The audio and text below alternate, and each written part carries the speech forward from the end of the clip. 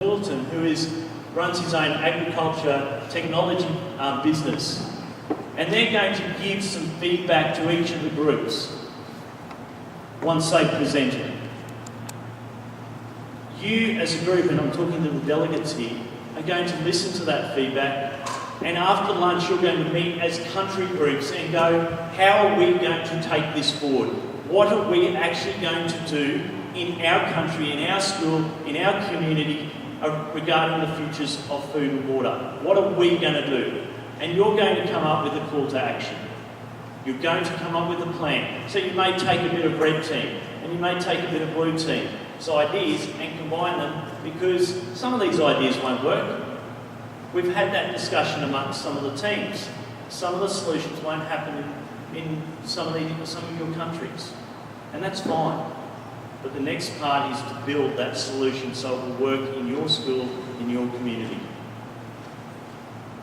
So I'd like to call on our first team to come up and let's get started. I am going to give you a 6-minute warning. No more than 8 minutes. What's the team? Team Yellow. Do you guys have a name?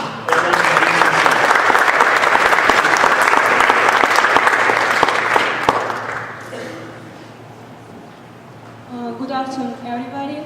We are a Team The Wonders, and we are all glad to see you here now on such an important day. We are going to give a talk about the following topical issue. The amount of water accessed for agriculture for producing our food is compromising our future. That's not a secret that human existence completely down to the water sources. Almost all artificial and natural processes require a lot of water. That's why it's very important to maintain a sufficient amount of it. Especially, it's important for agriculture, where water is the basis of growing crops. But unfortunately, the amount of water accessed for agriculture is getting shorter and shorter all the time. Therefore, farmers can stuck with huge problem and might not be able to continue their work. Under the objective of accessible amount of water, we can reveal the following design challenge. Now, to confront the global design challenge, there are lots of things that we can consider and question. Like, for example, infrastructures that allow water distribution evenly. That's very important because there are some areas that have drought while the others have floods. What about water desalination? We are not actually lacking water. How about we empower the farmers, whether it is by more technological equipment or an advanced method of precision farming? But those are all big problems and it costs a lot of funds. Now, so we tackle a more simple but yet still a very important problem, which is how might we encourage farmers to grow crops that are seasonal, local, and suitable to the environment they are in. Now, naturally, farmers will choose crops that grow best on their fields, but they also consider which crops are readily marketable, which harvestable has the highest demand. Now, to consider how we might do that, there are some criteria that will be explained by Melina. To fit our solution the best to our problem, we figured out 5 design criteria. First of all, we must be able to practically implement the solution in our schools and our communities. And it has to support the income of farmers and local communities. And of course, it has to be adaptable to change in schools and communities and sustainable now and in the future. And most important of all, it has to decrease the overuse of water in agriculture. Our solution involves encouraging farmers to change the crops they produce from less sustainable ones to ones that are seasonal and suitable to the environment. This would help reduce the amount of water used in agriculture, as crops grown in the right environment and in the right season produce more crops with less amount of water, and have also adapted to survive off the amount of rainfall in that season and location, therefore relying less on irrigation. In order to achieve this goal of changing the crops farmers grow, we need to find an incentive for farmers to do so. It would be very difficult for us to talk to the government about changing policies, and it would be a near impossible task for us to ask farmers to change what they produce when they simply cater to the demands of society. So we decided that the best place to start would be with the people. If we change the demand for crops, encouraging people to purchase crops that are seasonal and sustainable, then over time, the demand for these crops would increase, encouraging farmers to grow only seasonal and sustainable crops. To change this demand, we have decided to start small, or young rather. We will create informative classes for students in a junior and senior setting that will inform them on the benefits of using water-sustainable crops in their food and how it can make their food tastier, more diverse, and improve their health. These classes can be organised within schools in each of our respective countries, where we visit classrooms and talk to students. Additionally, we will help students in these schools establish a seasonal garden that they will help take care of. After these classes, we can keep up to date with the students and teachers by creating a series of videos that explore the benefits of using water-sustainable crops, show new recipes that involve using seasonal produce, and encourage people to come up with their own recipes. This information will first be shared with children and teenagers, but may also spread to their parents through proximity.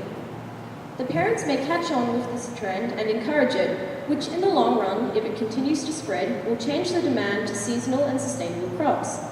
This meets our design criteria as it is adaptable and sustainable into the future, and it is supported by the informative videos even after classes. It is practical and possible to implement in all of our countries and schools. It is gradual, and so farmers will have time to adapt to a new change in demand, and the demand will be there to meet them when they finally change over their crops. And lastly, growing seasonal and suitable produce reduces the amount of water used in agriculture, as it requires less water to grow and less reliance on innovation. For this solution to work, we believe funding is a vital part of the whole situation. One benefit of our solution is that the only funding we need is like-minded youth that are keen and able to save this planet one carrot at a time. The building of these small gardens is going to be a communal project where school-specific gardens are to be made by the children. For example, smaller hydroponic gardens for schools that don't really have the space to fit a reasonably sized raised garden bed. For the video side of things, we will be able to upload videos to a common source that can be found globally, like YouTube, to keep up to date with the kids, keep them on track to grow a thriving garden, and even how-tos when it comes to cooking with these new types of food. This solution is definitely a slow process, but every change has to have a solid foundation to stand on before it takes over the world.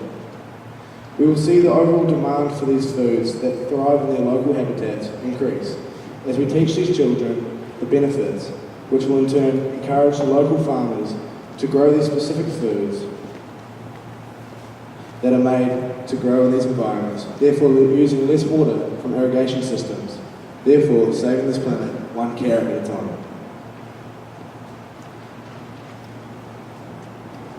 In conclusion, I summarize our design challenge, our design criteria, our solution, and how to implement it.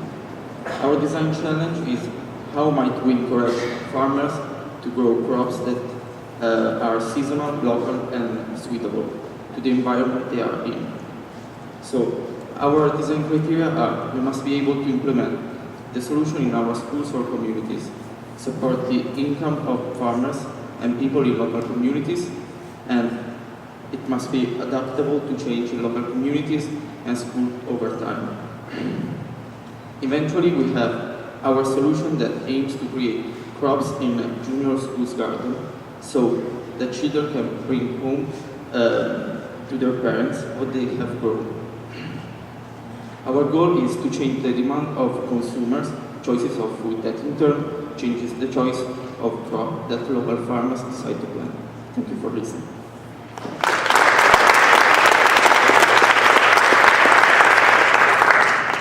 Thank you, team. So we'll hand over to our panel over here to give you a bit of feedback around what you've just shared. Excellent job. Well done, guys. Very informative. A couple of things from my perspective. I liked how someone said at the very start there around the problem being with the supply of water, not to look at desalination and things like that, you're going back to the cause, then the crop using that amount of water.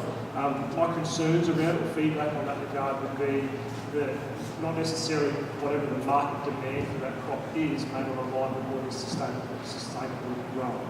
So one thing would have been really nice to have seen maybe some further thought around some examples of some current crops that are out there that have a high water demand and what a replacement crop could be. I think at the end of the day, farmers would be completely on board with crops that are going to use less resources, but it needs to be viable for them to do so. So citing some examples of that I think would go a long way. That was really great, guys. Well done.